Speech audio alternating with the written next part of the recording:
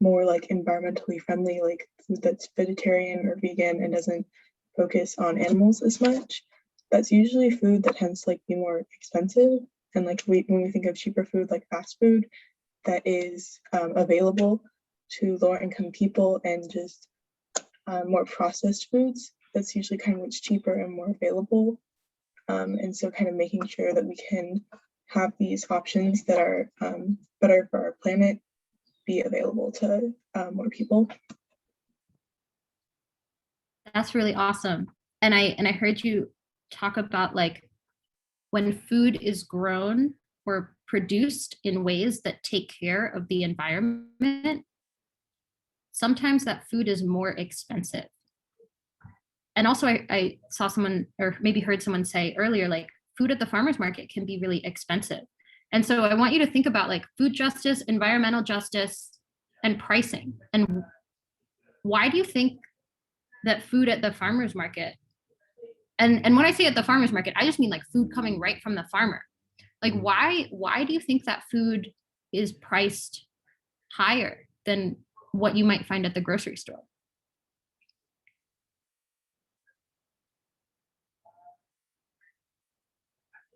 I think because a lot of it is grown within the families, and like ethically sourced. They don't rely on exploitation and underpaid workers. So obviously there needs to be more money to make sure that the workers are being paid fairly. Yes, it's a balance. Like pricing food is a balance between, when you price something higher, the idea is that more money is going to the people that made it. And I see like it might be produced in smaller batches. So like maybe they're really focused on not just like overworking people and producing high quantities, but they're just like focused on quality and treating people well. And so that price could be reflected in that. And then it's also a balance of like when the price is higher, only certain people can afford it. And so it can be really tricky because like sometimes I am only able to buy certain foods, and I can't buy food from the farmer's market or directly from my farmers because I don't have the money that week. But then there are other weeks when like I can do that. And so there's no right answer too. Like I don't want you to walk away from this conversation and be like farmers markets are the answer, because I'm not here to provide you with an answer. I'm just here to like share with you that like food justice is really complicated, as I'm sure you already know, and as I'm sure like I'm hearing a lot of like prior knowledge being brought to this conversation.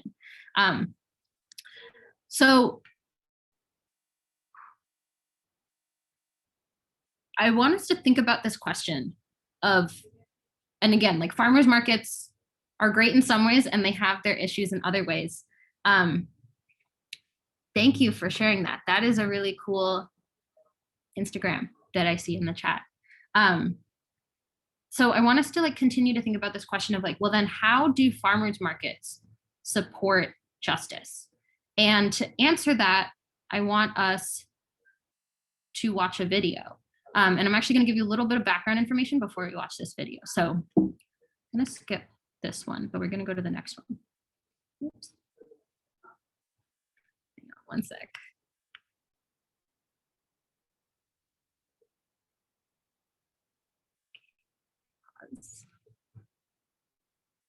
Okay. So I also just wanted to share with you, like, this is the information about our farmers markets. And obviously, like, they're not the only ones in San Francisco. I'm hoping that I can share these slides with everyone at the end. Is that something that, cool, okay. So if you like wanted to find out more about our farmers markets, you could click on these links too. But I want to tell you a little bit about some of our programs at the farmers market, that at our farmers markets, these two, the Mission Community Market on Thursdays. So if anyone lives in the Mission, it's right on 22nd Street and Bartlett. And this is actually a sign from that market. So if you see that, that's this market. And then we also run the Ferry Plaza Farmers Market 3 days a week. And so I want to talk to you about some of the programs that we run at our farmers markets that can help us answer the question of how do farmers markets support justice and create justice in the food system. So we have a lot of programs. And I know Julia mentioned like we have our education programs like Foodwise Teens, but we also have a lot of programs at the farmers market. So one that we've started this year is called the Farmer Box Program. And what that does is like, especially during COVID, where people didn't want to come and shop the whole market, people could pay for a box that would have fruits and vegetables from different vendors in the farmers market, and it would change every week. And so what that program was doing was it was directing money to farm businesses who use sustainable agriculture practices. And so, you know, when you're talking about some of these like ethical ways that foods are produced, I think like the key to what is ethical is like about sustainability, because the funny thing about sustainability is you have to sustain it. Like you have to keep it going. And so to me, like that's what's really ethical about when I'm thinking about like what farming practices people use is like sustainability, I think is key. Another program that we have at our farmers market, and that is actually also at a lot of farmers markets in the Bay, is called the Market Match Program. Is anyone here familiar with the Market Match Program or has heard of it before? Cool. That's really great. Well, so what happens with Market Match is if you are a customer coming to the farmers market and you receive electronic benefits, EBT, or CalFresh, which are funds that the government will send to individuals that are earning below a certain amount of income, you can spend that money. It formerly was called food stamps, but it's the present day version of food stamps is called EBT or CalFresh. And I'm going to put that in the chat too, because I think those are really good programs to know about. Oh, that's great. You use it. Do you want to tell us more about it then? You pretty much said it, but it makes it so much easier for me to go to the farmers market because I have my family qualifies for the government assistance. And so I just go to the info booth every Sunday, and then they'll take $10 out of my card and then give me $20 in tokens back. So it's like a really nice incentive and makes it more affordable than spending at the grocery store, because that's an option too, to use the card. Yes. Thank you for sharing that. Yeah, for up to a certain amount, every dollar that you spend of your EBT, you can get an extra dollar. So exactly what you described, like you typically go to the informational booth at the farmer's market and they'll swipe your card and they'll deduct that amount from your card and they'll like the government through the farmer's market, they'll actually give you that extra money. And then you can go around and spend it. So that's another program that we have at our farmer's market. And then another one that we started during COVID is called Feed Hospitality. And so what we do is it's similar to the farmer box in that we're putting together boxes of seasonal and local food from all the different vendors. But these boxes are free. And so any hospitality workers, anyone who's working in restaurants, hotels, service workers could come and pick up a free box of produce during COVID. And we still run that program. So let's watch a video that'll actually tell us a little bit more about one of the farmers that participates in these programs. And his name's Rudy Jimenez.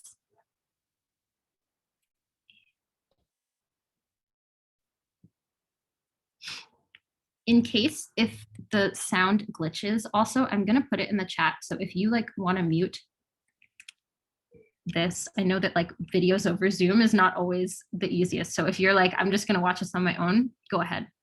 But I'm gonna try to play it here and I'm gonna put the subtitles on too.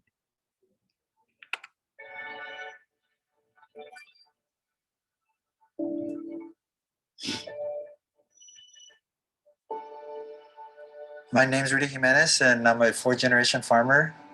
My family is from Guanajuato in Mexico. Farming is part of my family. My parents migrated here when they were 15 years old. They were working at a farm. My mom's stories, my dad's stories live in them. What motivated me to start an organic farm? Not having access to organic food in my community. I come from a city that produces 80% conventional food.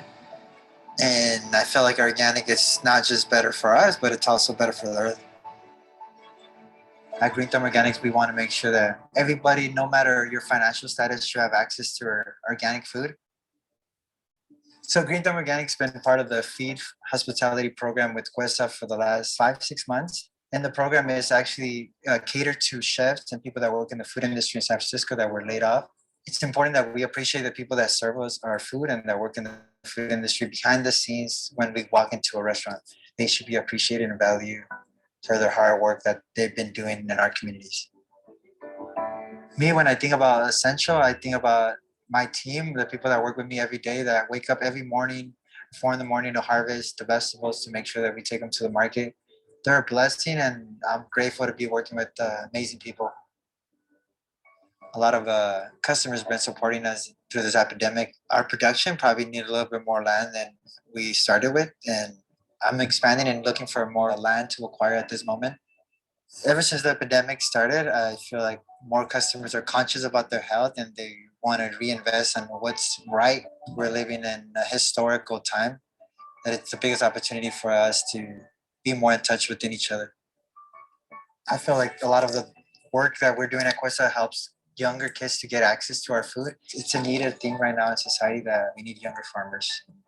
I think it's important for their own happiness, for their own growth and their own development to understand where their food comes and understanding that we don't eat just to eat, but it's important that we're eating to feed our mind and our soul and our heart. Doing organic farming, it's more of a spiritual thing for me than just growing to produce. I feel it's important that we understand that the soil's alive and that we're part of it. Nature has a lot to teach us, and sometimes we take it for granted. The air, the water, we are part of those elements. And the more we're in tune with our own elements, we tend to want to go back to nature and love it.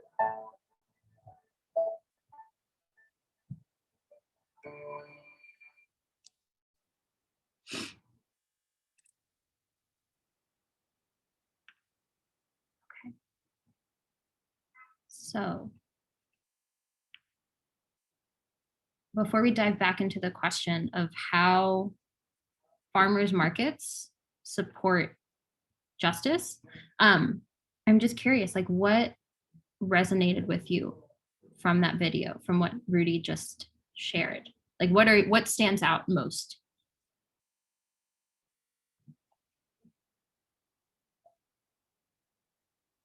And it can be anything. It doesn't have to do anything with the question. Just like, what did you like take away from it? I thought it was interesting that he said we need younger farmers. That's not something that I've heard before. And it makes a lot of sense that like we should be growing our own food and not depending on other people for that. Thanks for bringing that up. That actually is like a huge issue in the food system right now. I have no idea what the percentage is, but I remember it was like appalling and like just it blew my mind. Like the percentage of farmers that are above the age of 50. And then not only that, but the percentage of farmers that are above the age of 50 and white men is definitely the majority. And so like what happens in 20, 30 years when all those people are not there is like, it's us. Like that's all we have left. Like if we are not, if our generation does not, like if we don't have farmers, like we're just we're not going to have food. So I'm really glad you picked up on that, and thanks for sharing. Was there anything else someone just like heard that like is sticking with them, or that surprised you, or that you found interesting?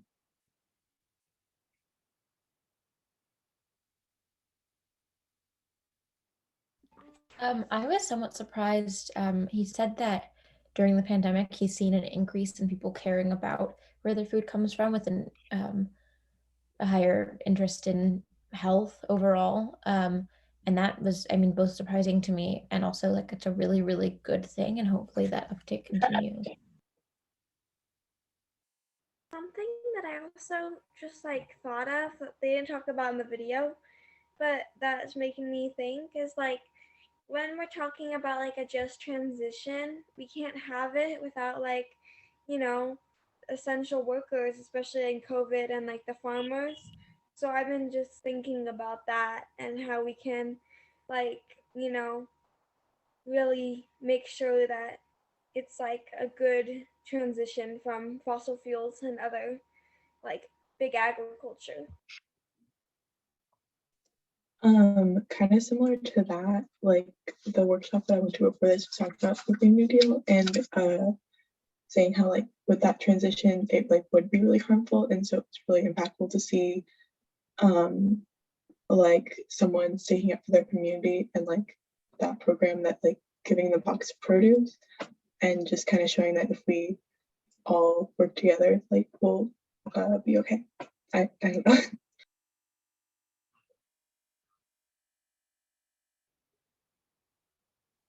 Thanks for sharing.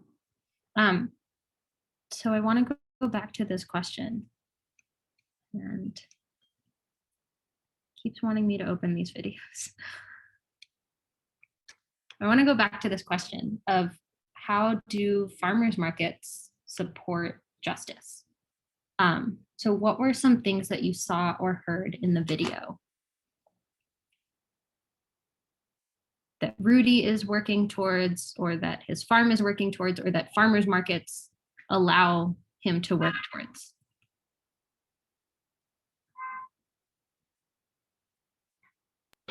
He was saying that he thought that everyone should have access to organic food, like regardless of who they are, because he himself came from a place where he did not have access to it either. Yeah, like when you support a farmer that has that vision, and when you buy a tomato that may be pricier than where you could get it elsewhere, like that money goes towards supporting that person's vision, and like money that Rudy was getting allowed him to contribute to these other programs and feed people.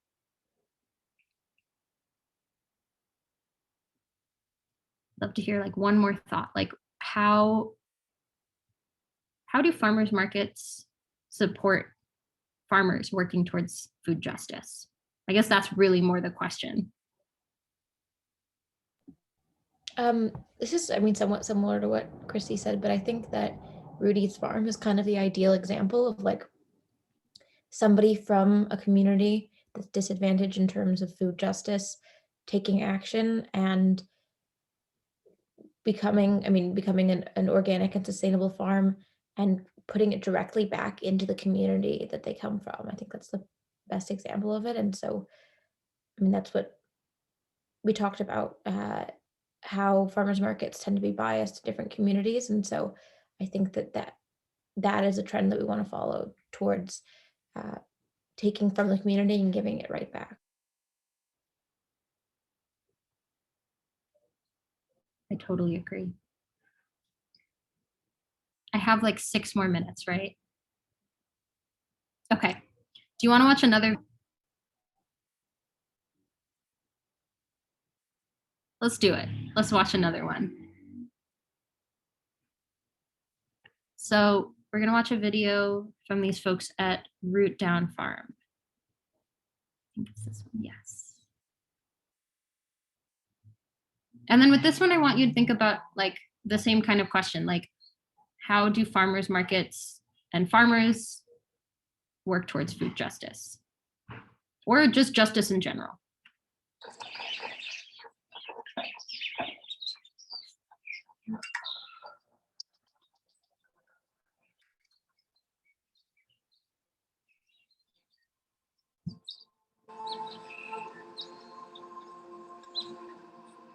My name is Dee Dee Boyce. I'm Melissa Morris, and this is Eddie Knox Boyce, and we're Root Down Farm.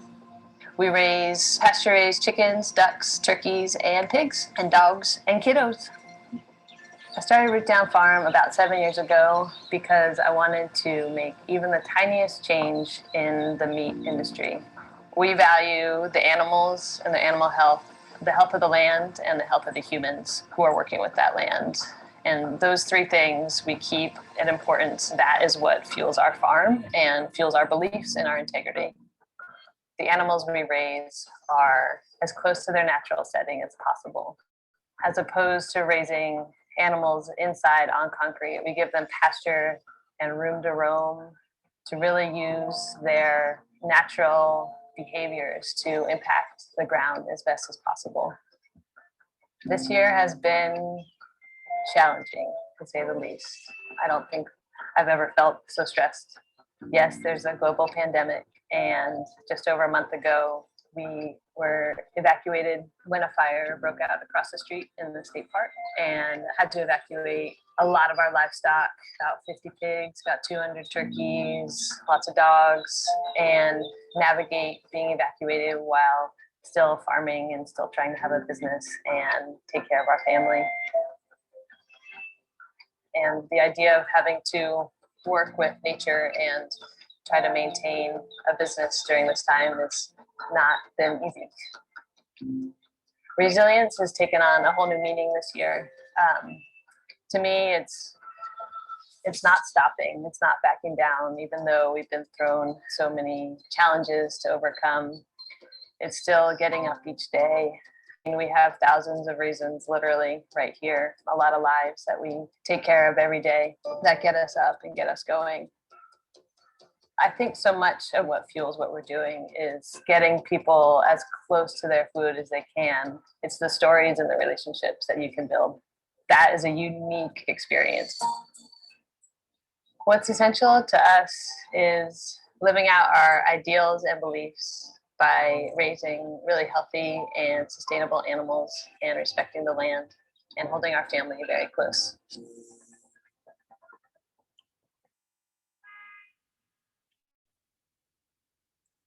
So I heard someone say earlier, like talking about the meat industry, and you know how like the meat industry produces a lot of environmental concern. And I think what they're doing at Root Down Farm like really changes that narrative, where like and I agree, like I think the majority of the way that industrially meat is produced like really is not creating justice in the environment, for climate, for food. But I think there are some things that they are doing. And that by like, you know, coming to the farmers market and being able to sell their products that way, that they're able to continue doing that produce justice. And so what are some of the things that you heard Root Down Farm that they do that create justice? Whether it's environmental, whether it's climate justice, whether it's food justice. Go for it. They're pasture raising their animals, which is like one of the least cruel ways you can like raise animals to die pretty much. And so it also sounded like they were really trying to, like they saw the meat industry and how it was run and didn't like it. And so they decided to kind of do something about that by starting their own farm, which was really cool. And they're able to do that because in part of farmers markets, or at least that really helps them. And so that was really cool.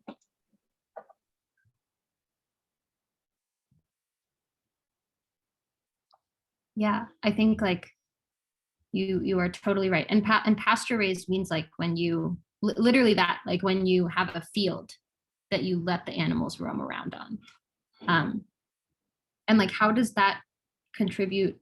How does that do positive things for the environment? Go ahead. Yeah, so I mean, for one thing, I think that's justice to the animals in terms of the environment. I was in my lunch group, we were talking about GMOs, and one of the things that was brought up was how a big pillar of sustainable production is returning to more traditional practices. And it's a pretty new, I guess, invention for livestock to be raised in such large facilities, like they said, on concrete and enclosed spaces. And that's not good for the environment. And so by returning to more traditional small farm practices, it's, I mean, both better for the environment, better for the animals, and better for the people who then get to eat that meat. Thank you. Yeah, I could not agree more. I think I'm at my time. So I just want to thank you all so much for contributing to this discussion. I was a little bit nervous coming into here because I was like, it's really going to be dependent on all of you. And I just want to say thank you so much. And I hope you've taken away something. I will also say, Julia, you can share my email with folks. If you like have any questions that come up, feel free to reach out. Awesome. So Julia will put Anisha's email in the chat. And then Julia will close us out. Yeah, thank you for coming. Also, to make sure to go to the second whole group closing, and also if you're doing climate action for me, I'll put Anisha's email.